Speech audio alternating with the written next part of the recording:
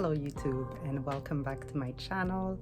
My name is Caroline and today is day 22 of my 31-day YouTube upload commitment. And in today's video, I will talk about the third phase of my story on becoming a yoga teacher. So if you haven't watched them, part 1, I talk about what led me to a yoga teacher training. Part 2, I talk about the training itself. And part 3, here we are talking about the doors that have opened up for me ever since I became a certified yoga teacher. So, September 30th was the last day of the training, and I remember that day, me and 2 other yoga teachers who were in training with me, we stayed extra, for extra hours after it was all said and done, and that most of the group left. And it was a really beautiful moment because we started first by going to the store. So we went on a nice walk to the store, and as we were walking to the store, we made a pact with each other. And I think I'll insert photos here of that moment with those ladies. And I remember when we put our heads together and made a pact that we were committing to this journey and to creating our careers as yoga teachers and what we were aiming for and moving forward, like what were we moving towards and forward. And I really felt it deep in my heart. I really, really did. I took it so seriously. I was thinking, man, this is my life now. I'm burning the boats that led me to this island, and we're gonna make this happen. And it was a really beautiful moment to share with these 2 wonderful souls. And so we did our pact. We went to the store, bought some wine or champagne, I forget, and we walked back to the cottage where we were staying at for the training, and we took a nice little moment in the hot tub and just full enjoying our drinks and each other's presence, laughing and just talking. Just a beautiful moment, us 3 together. And that was the way that I left that experience, that 30-day intensive experience of my life. And I left not only in a beautiful way as far as sharing a nice moment with these ladies and making a pact, a promise to yourself and to other people, but also just deep down feeling ready for it, not knowing what was going to happen, complete uncertainty, but faith, just faith and trust in this new chapter of my life. So once you completed that, in theory, we were done with our 200-hour training, but the studio required that we do 50 hours of internship. So until you completed those hours, you would not get your certificate. And they offered you hours at their studio so you could do your 50 hours, which is great. But not so great for me because when I started, first of all, let me rewind that. First of all, I knew I was scheduled 1 class Friday mornings, 10 a.m. at the studio in my hometown. And I was very happy about that. Okay, I'm going to start off with that. But a couple of days after we left the cottage, I get a call last minute from the owner of that studio saying, "Oh my God, Carol, we need someone to come teach 2 classes this afternoon back to back because the teacher can't anymore. Please, can you come?" Because she knew that I lived near the studio. "Can you please come teach those classes right away?" I was so nervous. I was scared. What? Now? Oh my God, this is real life? Yes, Carol. Okay, so can you come, please? Thank you. We'll see you in an hour and a half. It was immediate. Holy crap. I was so nervous. I was shitting bricks. It was really intense. And I got dressed, I got ready, got my mat, got in the car, hit the road, get to the studio. And man, oh man, was I nervous. I was so nervous. They were full classes. They were not my classes, right? Because it was my very first time. I was replacing a teacher. But that teacher's classes were packed.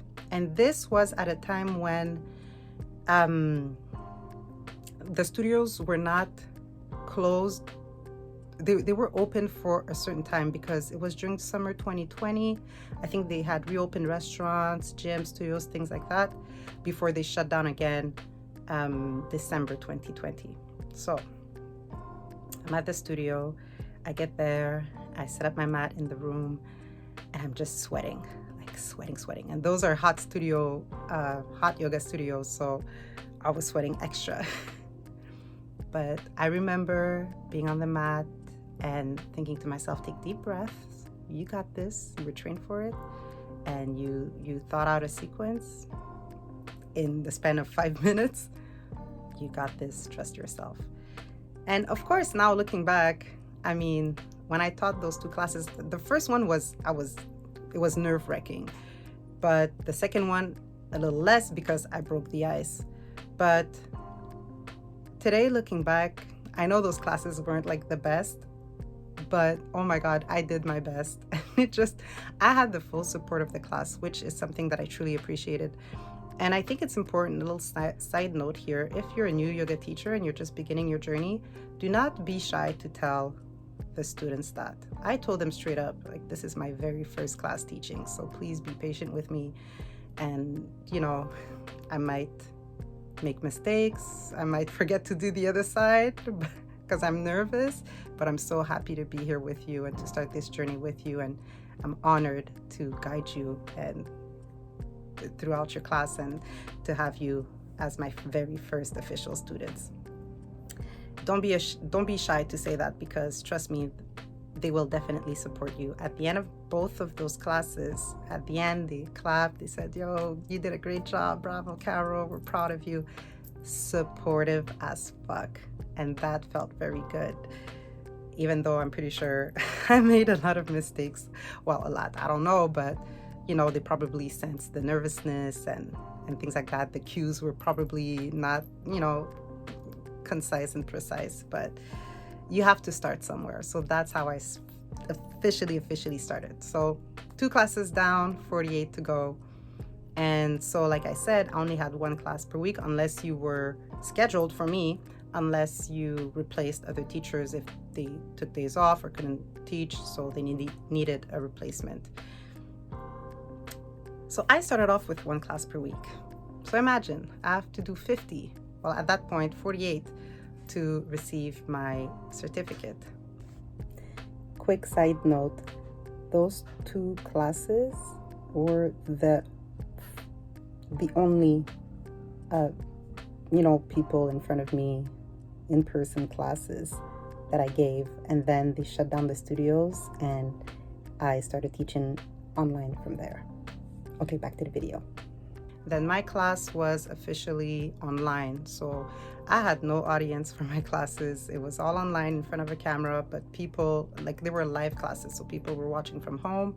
So I also felt this disconnect, but honestly, it kind of felt good to not have to be in front of people because it was nerve-wracking still. I was still feeling all kinds of butterflies, extra nervous for each class. It took me some time to really feel settled into leading classes as a teacher with confidence. And so very slowly, au compte-gouttes, like we say in French, taking a drop range, just 1 drop at a time, I was working my way through those 50 hours. And I remember thinking, man, I don't know, with everything going on with the pandemic, I don't know if I want to stay in Montreal. And so talking to one of my good homegirls from Jamaica, she helped me find a place to stay in Jamaica. So I left in January. I went to Jamaica until May. I came back to Canada and I found a job for the health ministry, a full-time job, just to make a good amount of money very quickly. And during the evenings and the weekends I would replace some classes, because by that point we thought I could teach my Friday morning online class from Jamaica, but the Wi-Fi wasn't too good where I was staying. It was not very so yeah, the Wi-Fi, I call it coconut Wi-Fi. I was in the middle of a jungle, so the Wi-Fi wasn't good enough to give the class every Friday morning, so we let that go. So I took a break from teaching with that studio. And so I stayed in Jamaica till May, found a good job for the health ministry. During the weekend, and on evenings, I would replace teachers.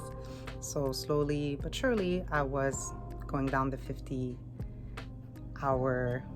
internship. But then it was towards the end of July, beginning of August, the studios were preparing the fall season, and the studios were all open, so you could have like a lot of classes, and all the offers that I received allowed me to have a full-time yoga teaching gig. So I had maybe between 15 and 20 classes per week. So as of September, I gave my 2 weeks notice to my health ministry job, and it was a temp job anyway, so it was perfect. And September 21st, 2021, I officially went full-time yoga teaching, and it took me a couple of weeks. I was able to finish the 50-hour internship. So it took me, in theory, a year to finish that 50-hour internship. And so after that, I taught in the studios in Montreal. And then because of the pandemic, we shut down the studios again that December. Now that I remember, in 2021, December, we shut everything down. And so in January, February, up until mid-March, we were not working. And so March, when we reopened, started again, teaching all kinds of classes. And then I taught all the way throughout the summer. And in the summer, I went on vacation. I went back to Jamaica for about 2 months. And then coming back to Montreal in September. And that's when, okay, wait, before that part, during that time that I was in Montreal, the doors that opened up for me, well, first of all, teaching full-time, so that check off the list. Then doing my own events. I received the training in Yoni Yoga, so womb yoga. I became a womb yoga instructor, so I made 2 events in related to womb yoga and Yoni Steam, because I also got my Yoni Steam practitioner certificate. So that opened up the doors to doing that. Second side note, while I was in Jamaica, I wasted no time. I did a Yoni Steam practitioner certificate, Yoni Yoga instructor certificate, and I took 2 courses on adjustments and a deeper understanding and study and breakdown of all the foundational poses. All right, back to the video once again. I also taught private classes. I taught semi-private classes. So really all the doors were just opening up for me like a flower that's blooming. So teaching full-time, my own events, private classes, semi-private.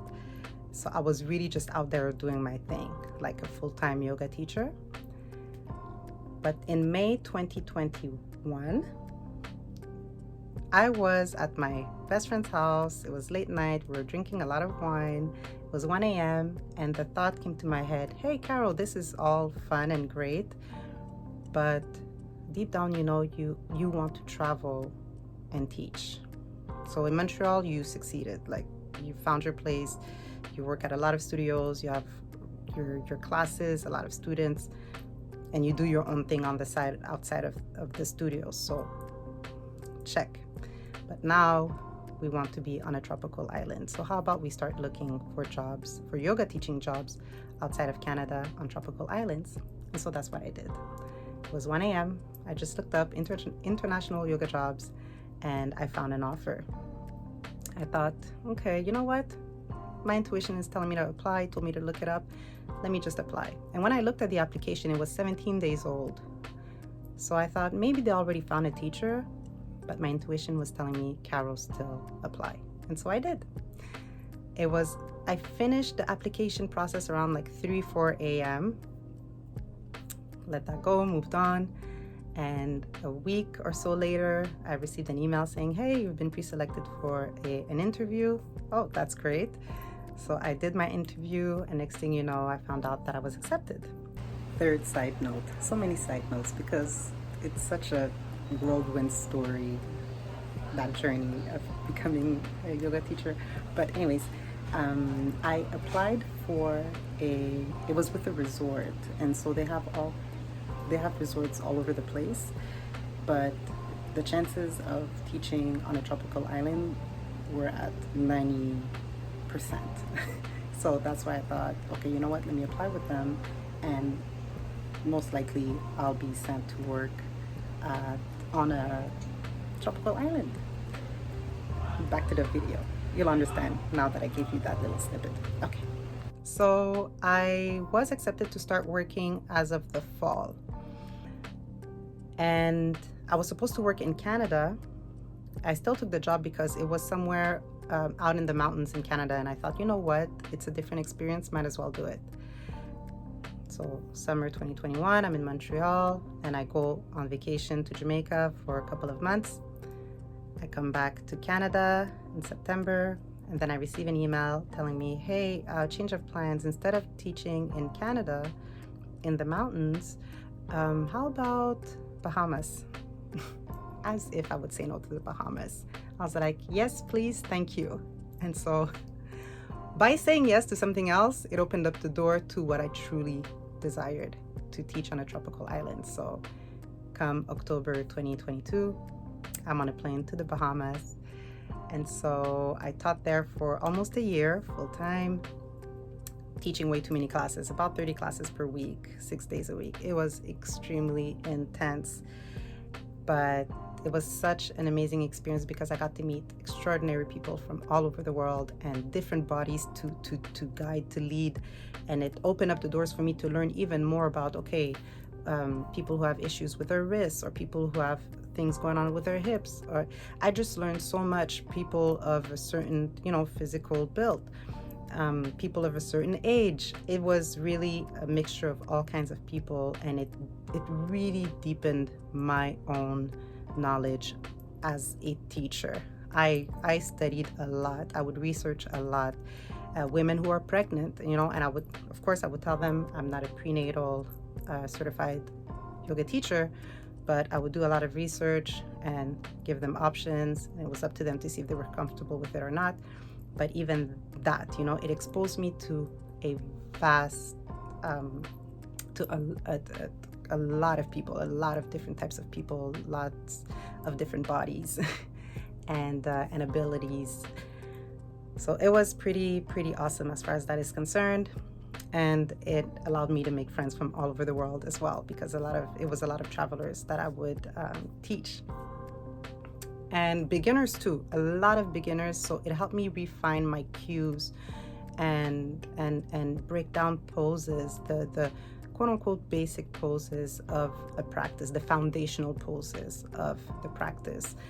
So that was also something that was really, really good for me to be 100% comfortable with, because in the studios where I taught in Montreal, people were intermediate or advanced. So it was really easy to just, say the names of the poses and people would get into them. But now I had to break down postures that I didn't need to break down in it so long.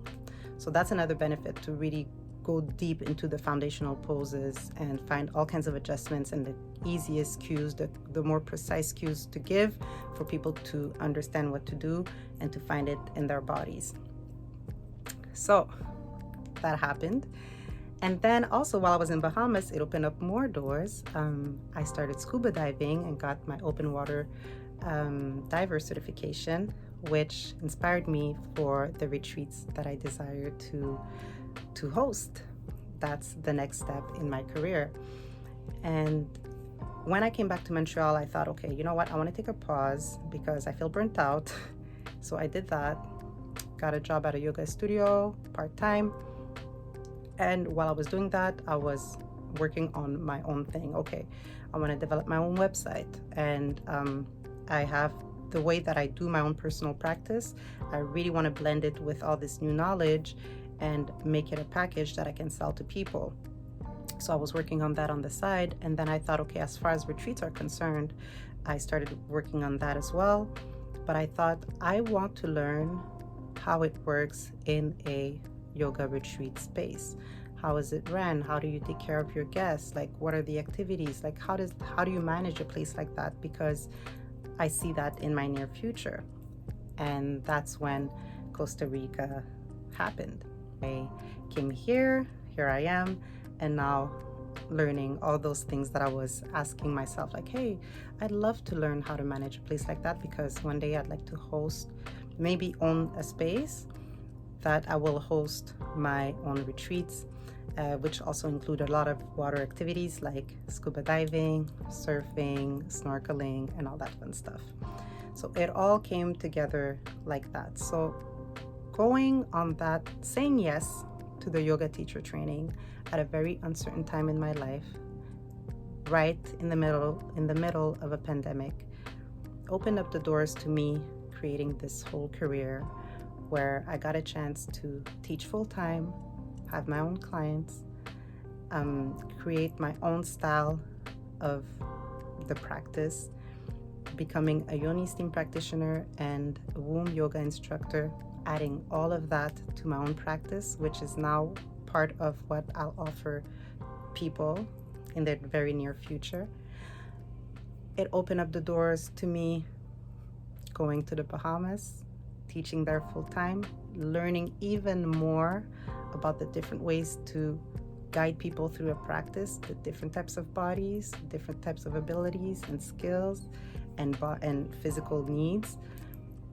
It opened up the doors to me going deep diving, and that being part of what I'll offer in the future, and the inspiration to create yoga retreats tailored to certain things that I'm not going to get into right now.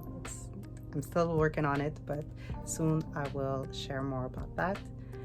But it just opened up the doors, and then of course opening up the doors for me being in Costa Rica at this very moment at a yoga retreat center where I'm deep diving into the whole management of a space like this and how to host retreats, and also as a future retreat leader or retreat hostess, how to organize them. So my boo calls it the internship. He's like, you're in full internship mode right now, just learning all this information that's going to serve you and your career in the near future. So thank you, yoga. Thank you, yoga teacher training. And I'm going to pull a Snoop Dogg and say, I'd like to thank myself for believing in me, for trusting myself, for trusting life, for trusting my heart, taking that leap of faith and going for it and doing it scared. Will Smith said, if you feel fear, just do it with fear, simply. But do it. Go for it. Because who knows what kind of doors it's going to open up for you. If I think back at the time that I was working at my former job in the health ministry, when I was questioning, should I do the YTT or not? If I had chosen not to do it, I don't know where I'd be today. Would I still be working at that job? Maybe. But would I be happy? I don't know. And I'm pretty sure I would still be in that space of, oh, well, what if I had done it? I wouldn't have traveled to the Bahamas and teach there. I wouldn't be in Costa Rica right now. Because everything that came from that moment that I received my certification, everything that came after that is a result of starting that path and just following the breadcrumbs of my own path, of my own journey as a yoga teacher. And to just trust it. Because at the point that you take, this is my personal opinion, but at the point that you take that leap of faith, it's not about you anymore. It's about what's in your heart and the gifts that it has to share with the world. And now it's your heart as your guiding light to tell you, okay, go in that direction. But it looks scary over there. Just trust me, go there. And when you go, and then you shed light on that path and you see, this is what was waiting for me. Oh my God, what's next? Let's do it. Let's go. And it's not an easy, listen, it's not an easy journey. It's not always been, fun and fairy dust. But I'm more excited to face the challenges because I love what I do. So I'm like, okay, let's go. Let's find solutions. Like, you want to fight for it. You desire to succeed. Your desire to succeed is greater than your desire to let it go and say, you know what, let me go back into my comfort zone or my safe space. And I wouldn't change it for the world. And it's only been 3 and almost a half years. So I can't even imagine what is it going to be when in 5 years from now, 10 years from now. Yeah. So that's everything that I had to say for today. What came out of me becoming a yoga teacher, a certified yoga teacher. And if you are a yoga teacher, let me know in the comments your journey or what your teaching journey has brought into your life so far. And do you know where you'd like to go next? Where is your heart guiding you to next in your journey? It was really fun to share this 3-part video series with you. And I hope it inspires you to follow your heart, take that leap of faith. And if you're scared, do it scared. Go for it. You will not regret it. Yeah. Okay, that is all for today. Thank you so much for watching. On that note, I let you go, and I will see you tomorrow.